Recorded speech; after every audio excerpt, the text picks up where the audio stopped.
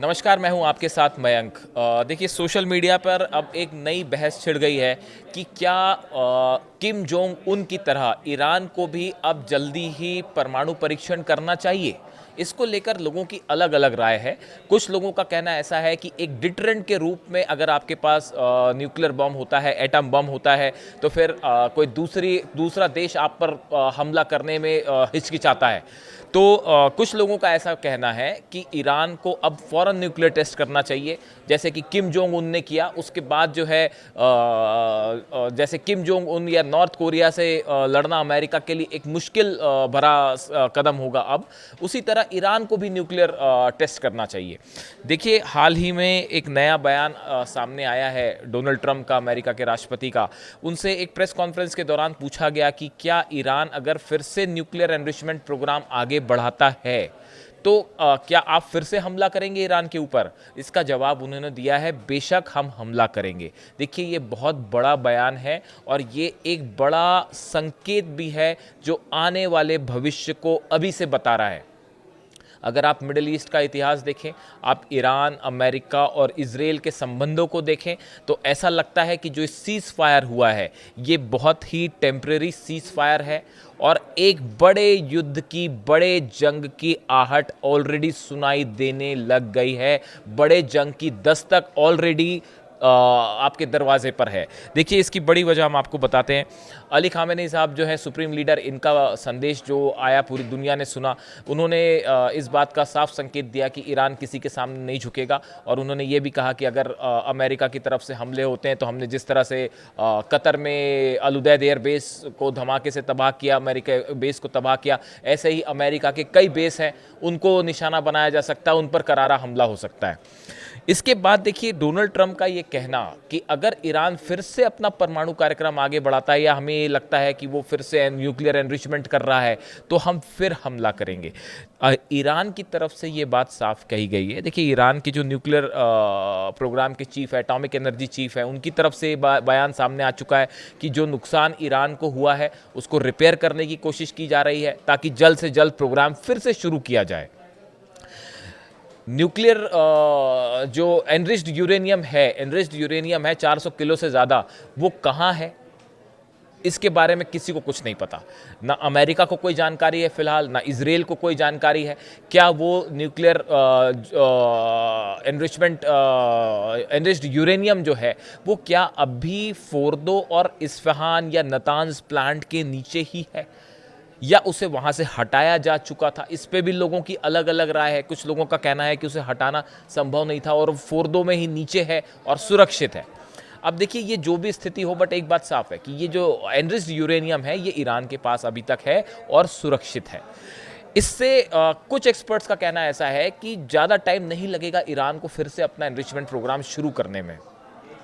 अगर सेंट्रीफ्यूजेस जो है फोर्दो के, अगर वो ख़त्म नहीं हुए हैं, इस्फहान के ख़त्म नहीं हुए हैं, सेंट्रीफ्यूजेस वो पोर्शन होता है जो एनरिचमेंट का की कंपोनेंट होता है। अगर वो ख़त्म नहीं हुआ है तो ऐसी हालत में बहुत ज़्यादा वक्त नहीं लगेगा फिर से ईरान को अपने परमाणु कार्यक्रम को आगे बढ़ाने में। उसके बाद अब अमेरिका का ये कहना कि अगर हमें ये खुफिया जानकारी मिलती है कि ईरान फिर से उस दिशा में आगे बढ़ रहा है तो हम हमला कर सकते हैं। दूसरी तरफ ईरान की तरफ से अब्बास अराक्ची साहब जो उनके विदेश मंत्री हैं ईरान के, उनकी तरफ से साफ कहा गया है कि अगर अमेरिका किसी भी तरह के न्यूक्लियर टॉक चाहता है तो सबसे पहले उसे सम्मानजनक तरीके से बात करनी होगी। अली खामेनी सुप्रीम लीडर हैं, अली खामेनी साहब सुप्रीम लीडर हैं ईरान के। इनके बारे में आप जब भी कोई बात करें तो पूरे सम्मान के साथ बात करें, ईरान के साथ पूरे सम्मान से बात करें। उसके बाद ही जो है, और दूसरी चीज़ बार बार ईरान ने बात दोहराई है कि जो न्यूक्लियर एनरिचमेंट का अधिकार है वो ईरान कतई नहीं छोड़ेगा। कि ईरान की तरफ से बात साफ कही जा चुकी है कि ईरान किसी भी कीमत में न्यूक्लियर एनरिचमेंट का अधिकार नहीं छोड़ेगा। इन हालात में अब क्या ईरान अगर आगे बढ़ता है उस दिशा में तो उसको लेके क्या प्रतिक्रिया होगी इजराइल की और क्या प्रतिक्रिया होगी अमेरिका की, ये बड़ी गौर करने वाली बात है। और इस लिहाज से देखिए, दो बातें सामने आ रही हैं। नॉर्थ कोरिया को लेकर भी डोनाल्ड ट्रंप का बयान सामने आया जिसमें उन्होंने कहा है कि नॉर्थ कोरिया के साथ हम कोशिश करेंगे बात करने की, हम कोशिश करेंगे कि उनके साथ परमाणु मामला जो है वो हल हो पाए। यानी अब अगली बात जो है वो किम जोंग उन से शुरू होने वाली है।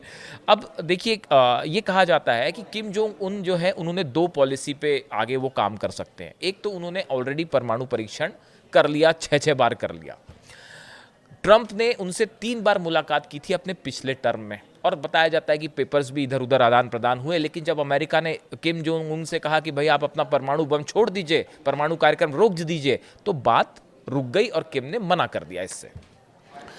अब सवाल ये है कि देखिए, 2 तरीके होते हैं। एक, नॉर्थ कोरिया का कहना ऐसा है कि अगर आप न्यूक्लियर बॉम्ब बना लेते हैं, न्यूक्लियर परीक्षण कर लेते हैं, न्यूक्लियर केपेबल बन जाते हैं, जो कि ट्रंप पे स्वीकार कर चुके हैं कि नॉर्थ कोरिया है, ऑलरेडी परमाणु शक्ति है, तो फिर नॉर्थ कोरिया की फिलॉसफी यह है कि साहब उसके बाद एक डिटरेंट की तरह काम करता है। कोई दुश्मन देश आपको आसानी से निशाना नहीं बना सकता और सत्ता परिवर्तन की कोशिश नहीं कर सकता। और दूसरा तरीका यह है कि किम जोंग उन जो चाहें, हो सकता है आगे कि अमेरिका से किसी तरह की बातचीत शुरू हो, लेकिन वहां भी स्थिति बिल्कुल वैसे ही है जैसे ईरान वाली है। और किम जोंग उन इस बात को लेकर बिल्कुल साफ है कि नॉर्थ कोरिया अपना परमाणु कार्यक्रम कतई नहीं रोकेगा।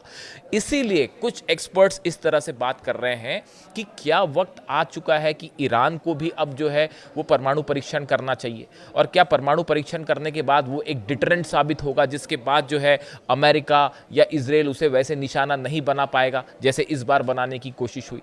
ईरान की तरफ से साफ है कि हम अपना परमाणु कार्यक्रम आगे जारी रखेंगे।